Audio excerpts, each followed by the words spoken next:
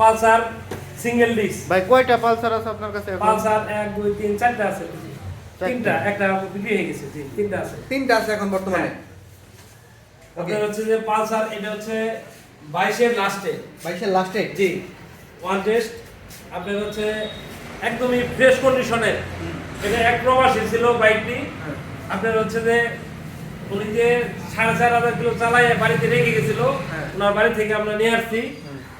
এটির দাম রাখা যাবে 1,62,000 টাকা। 1,62,000 টাকা? জি। তার মানে 4,500 কিলো চলছে 1,62,000 টাকা? জি।